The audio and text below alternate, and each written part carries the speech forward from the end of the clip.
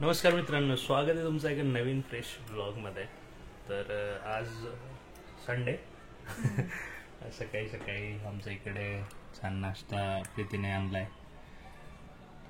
हे आहे गाठी शेव, ते प्रीतीच्या गावाकडे मिळते. ओके, त्यानंतर बनाना चिप्स, केळीचे चिप्स आहेत, चकली आहे, मूग डाळ आणि शेव. सो आज संडे, अजून काही प्लॅन नाही आहे. काल गेलो होतो त्या बागेत, त्या बगीच्यात गेलो होतो आणि बस आज तर घरीच असणार आहे.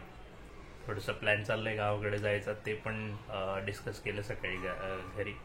एक आमच्याकडे गोंधळ असतो, लग्नाचा आधी करतात ते. तर आमच्या फॅमिलीमध्ये एक ठिकाणी गोंधळ आहे, तर तिकडं आम्ही जाणार आहोत.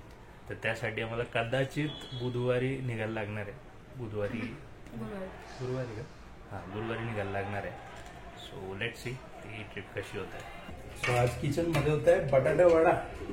वडापावचा बेस झाला आहे सकाळी सकाळी, आणि आता मला जायचं आहे वडापावचे जे पाव ते लादी पाव घ्यायला जायचं आहे. सुरू करू? हां, तर चालू म्युझिक.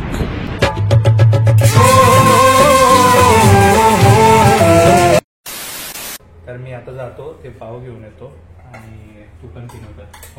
हो, ऑलरेडी टाकले पण नाही बनवायला. बरं ठीक आहे. ओकेज. हे बटाट्याचे चकत्या केल्यात आणि आता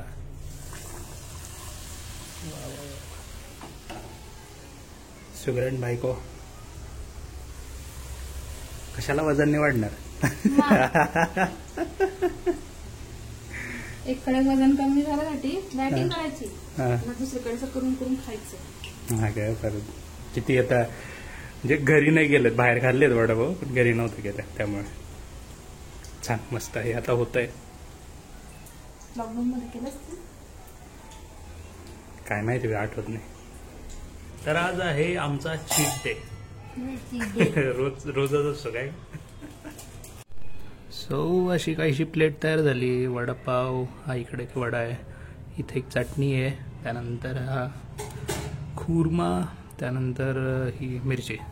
तर अशी एक प्लेट आहेत आणि इथं अजून 2-4 वडापाव एक्स्ट्रा. छान मॅडम. तळलेल्या मिरच्या. कसला म्हटलं मॅकबुक भेटतं. हा बोलला ना तू, दाखव ना मग कुठे. M1 भेटतंय अजून नाही आलंय. 2020. बरं बरं. 2020. दोन लॅपटॉप यूज करणार आहे भाई. हा, 2 लॅपटॉप, एक इकडं. हा, जे सगळ्यात इम्पॉर्टंट, सगळ्या बिझनेस स्किनड्रेलचा याच्यावरच चाललाय फक्त.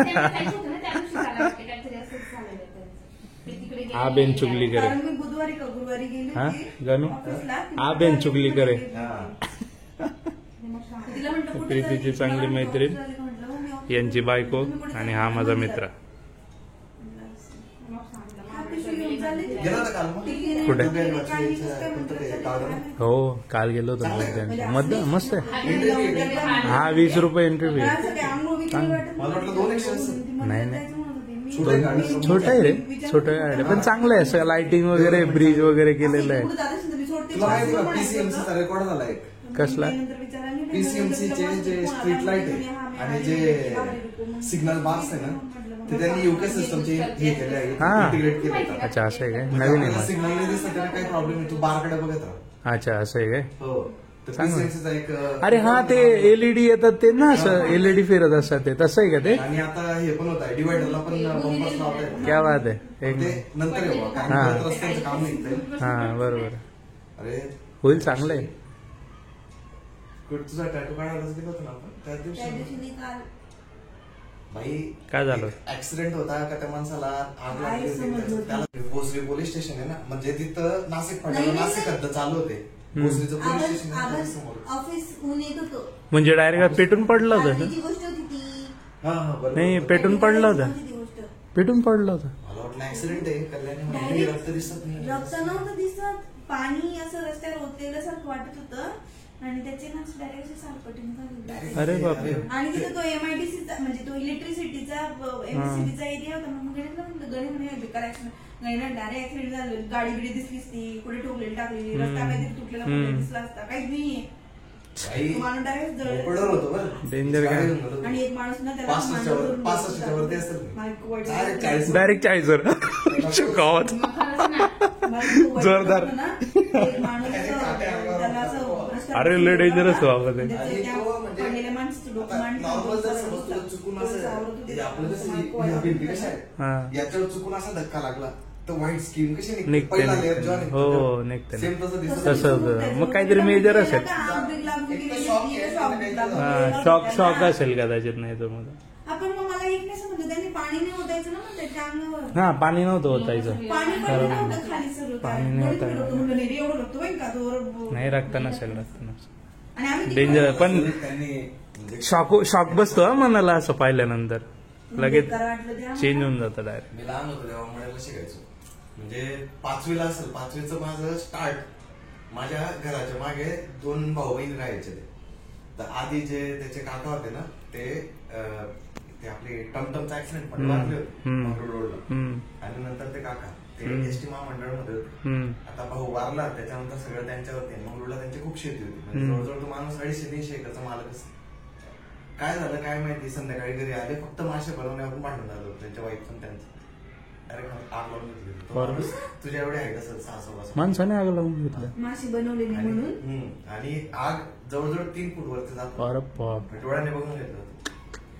Danger. 5 दिवस मी बाहेरच निघालो. आणि आमचा एरिया असा होता ना तेव्हा अंडर डेव्हलपमेंट होता.